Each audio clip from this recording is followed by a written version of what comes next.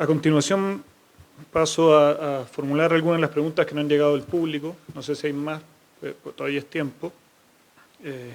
La primera, yo solo voy a repetir las preguntas, no me las achaquen a mí.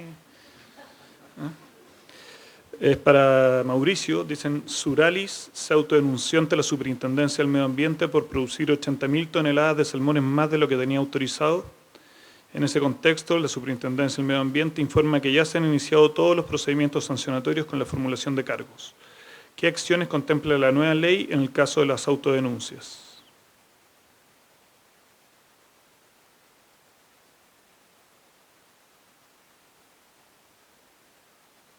¿Dónde? Ah, gracias. No era una pantalla, ya. Muchas gracias. Oye, muy buena la pregunta. Bueno, la autodenuncia, para los que no están ligados al área del sancionatorio ambiental, ¿cierto? Es un mecanismo que está establecido en la ley justamente orgánica de la SUPER, que establece como un canal que permite aminorar sustantivamente la responsabilidad infraccional. Ahora, en materia de delitos ambientales, la ley 20.595, la autodenuncia como tal no existe. Quizá uno podría encontrar un símil y con sus respectivos efectos benéficos, si es que hay que hacer también otro alcance. En la, ¿cómo se llama esta actividad de la... No, la que parecía la delación, la que hablábamos en el almuerzo. ¿Cómo se llama, profesor? La cooperación eficaz. Es que ya, claro, parecía la delación, ¿cierto? Cooperación eficaz, emparentada con la delación que conocemos en los delitos económicos antiguos, ¿cierto? Entonces, la cooperación eficaz es importante como causal atenuante, pero siempre este concepto de autodenuncia o cooperar eficazmente o salir a atajar rápidamente los efectos perniciosos de la infracción ambiental, como podría ser una afectación de contaminación o un daño, la ley las establece justamente como causales de atenuante de responsabilidad penal. Por lo tanto, en ese sentido, pueden jugar positivamente en favor del infractor. Pero hay que tener presente también que así como ese tipo de acciones paliativas, ¿no?, o evitativas pueden ayudarnos a mitigar nuestra responsabilidad penal, también pueden haber otras circunstancias que nos van a agravar nuestra responsabilidad, como por ejemplo que el gerente de proyecto a cargo da la instrucción de que se haga tal o cual acción que genera efectivamente la acción de contaminación, y sin pensar obviamente que se va a producir, sino que dicen, dale nomás, abre la llave, típico, minería. Y después resulta que queda la escoba, ¿cierto? Y rápidamente se autodenuncia. Hay un juego de compensaciones, ¿cierto? Profesor Manríquez, hay un juego de compensaciones que la ley establece. Bueno, ¿concurren circunstancias atenuantes? Sí, pero también concurren circunstancias agravantes, como por ejemplo la especial posición jerárquica en que estaba ese agente para los efectos de dar la instrucción, que justamente fue la que determinó el hecho dañoso. Y en esa lógica, entonces, las circunstancias se compensan y llegamos a un resultado cero. Por lo tanto, no hay una respuesta única a la pregunta respecto a la autodenuncia, pero sí, en un escenario ideal en que efectivamente no hay una acción, no hay un actuar malintencionado, sino que podemos configurarlo como negligencia y rápidamente, ¿cierto?, echan a andar algunos mecanismos también de reacción propios del programa de experimento o previsto en el modelo de prevención de delitos. Claramente sí podría la autodenuncia, en la lógica del lenguaje de la ley orgánica de la SUPER, ¿cierto?, servir como elemento, circunstancia atenuante de esa responsabilidad penal. Hay que considerar también que incluso en materia de daño ambiental el legislador estableció nuevas reglas en el artículo 311 ter, que le permite incluso al juez penal establecer salidas, ¿cierto?, alternativas, como la suspensión condicional del procedimiento, si es que el hechor ejecuta una correcta reparación del daño ambiental. que desde el punto de vista, ¿cierto?, del objetivo que se persigue es bueno, pero ahí a nosotros también nos surge una duda y planteamos ese punto hace un tiempo en una columna y que dice la razón también con lo que planteaba Pablo recién, que efectivamente no hay un riesgo entonces en ese tipo de voluntarismo legislativo de actuar rápido y de reparar, también una superposición a otras expertices que se han desarrollado en el tiempo, como son justamente los tribunales ambientales. Lo conversábamos hace un tiempo, los tribunales ambientales, para que ustedes sepan, y la institucionalidad completa, diría yo, la superintendencia, por cierto, el Servicio de Evaluación Ambiental, se ha demorado un montón en aquilatar conceptos tan difíciles de comprender y masticar como son la significancia, hoy día en el lenguaje de la ley, la afectación grave de un ecosistema. Y entonces, a mí en lo personal me surge la legítima duda, ¿con qué herramientas entonces de forénsica ambiental, si es que las tiene, un juez penal va a aquilatar todos estos conceptos que son técnicos jurídicos y que, insisto, han sido muy difíciles de construir y ha sido muy difícil de que todos los actores, básicamente los 3 tribunales ambientales del país, con las respectivas fiscalías, ¿cierto?, de la Superintendencia de Medio Ambiente, comprendamos, ¿cierto?, vamos comprendiendo qué significa tal o cual cosa. Eso finalmente redunda en certeza jurídica, que hoy día, diría yo, a 10 años de esta nueva instalación de judicatura especializada, yo creo que hoy día tenemos. Hoy día entonces se incorpora un nuevo elemento de incerteza porque vamos a tener un juez penal que va a determinar elementos propios de la forénsica ambiental bajo una mirada del juez penal que no es el enfoque enfoque ecosistémico que es el que se utiliza en materia ambiental. Muchas gracias.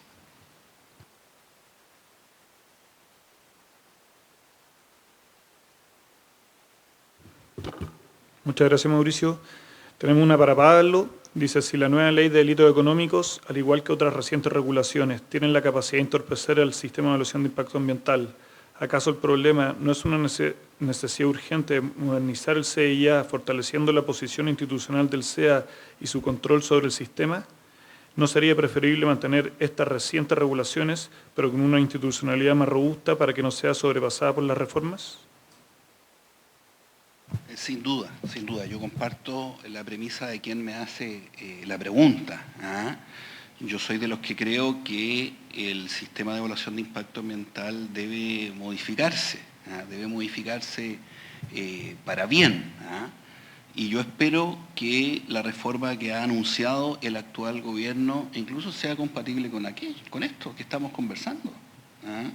No conocemos el texto, pero por entrevistas y reportajes y por entrevistas de prensa, parte del contenido es la eliminación de las consultas de pertinencia de ingreso.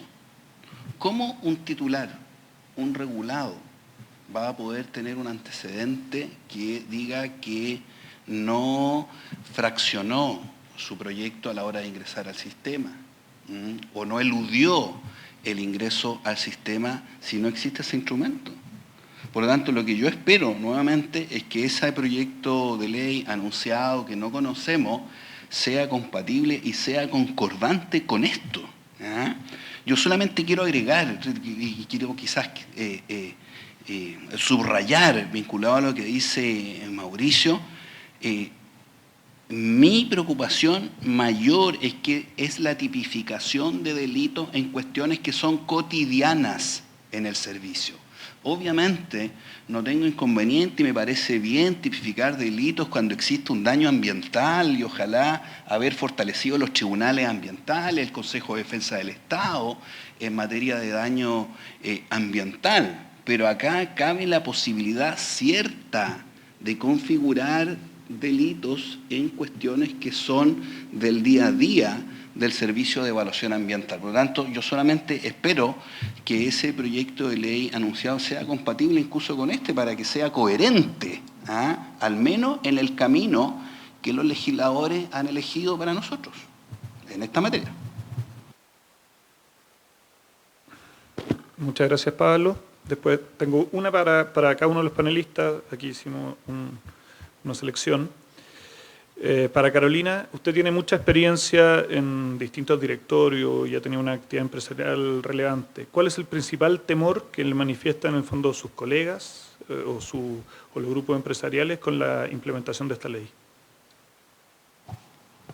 Bueno, algo esbocé en la presentación. La principal duda que hay y temor en general en la empresa es el mal uso de esta ley para básicamente temáticas que no fue pensada la ley. Y efectivamente la ley, al no tipificar los delitos, al incluir, digamos, ser bastante amplia en muchas cosas, se da para que se mal utilice en no solamente denuncia falta y además en general a personas que son de alto conocimiento público y que por lo tanto queden como imputados en una causa penal por una temática que no tiene ninguna relación con ello.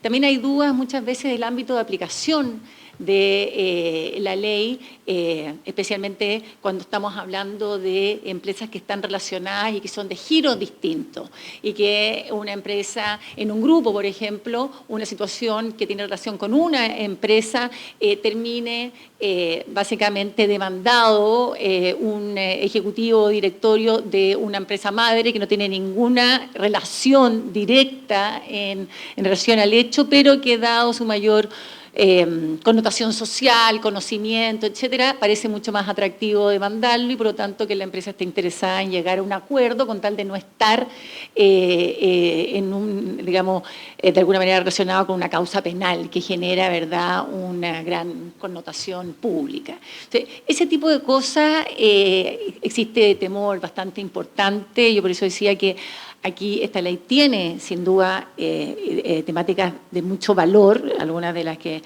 mencionaba en mi presentación. Sin embargo, tiene preocupaciones importantes que creo que es necesario abordarlas y abordarlas, como decía, en frío, porque es mucho más, yo diría, objetivo poder tomar conciencia de estos problemas y empezar a discutir cómo aplicar correctamente esta ley para evitar estos riesgos que estamos mencionando, que hacerlo ya sobre un caso en discusión, porque ahí las temáticas tienden a confundirse con el caso específico o con la defensa de los nombres de las personas involucradas o el ataque o la reputación de las directamente involucrados, que con el problema real, que lo que nosotros queremos es tener una institucionalidad que dé mayor certeza a todos los actores y que justamente condicione un actuar de prevención, un actuar que vaya dirigido, ¿verdad?, al más alto nivel de organización para generar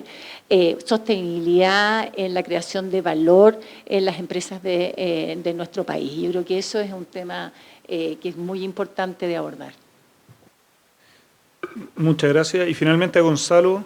Tú tienes vasta experiencia en materia de consultoría y también en la generación de estos programas de prevención de delito. Sin embargo, hay una sentencia del año 2020 que la Corte Suprema, a propósito del caso de los supermercados por la colusión de los pollos, dice que el sistema de prevención de delito no es adecuado en la medida en que no fue eficaz para evitar que se haya verificado el hecho colusorio, ¿eh? Con lo cual en la práctica está diciendo, oiga, si es que no previno el delito, no ha sido eficaz, por lo tanto no es un eximente ni una atenuante responsabilidad. ¿Qué temor? O sea, esto evidentemente parece un poco absoluto la postura de la Corte Suprema. ¿Genera temor? ¿Hay temor entre los consultores en el fondo de estos nuevos paradigmas que se están generando con esta ley? Porque evidentemente los empresarios van a ir y van a solicitar asesoría a los consultores y en la medida que ustedes no puedan reducir los riesgos a su mínima expresión, como lo está exigiendo fallos como estos, bueno, también le van a achacar cierta culpa de, oye, tu asesoría es muy buena, pero no me sirvió para desprenderme de mi responsabilidad. Cierto. Así es. Y eso es un poco lo que plantea Pablo también en términos de los riesgos que significa la incorporación de esta, digamos, catalogación de delitos sobre acciones que han sido eventualmente muy cotidianas.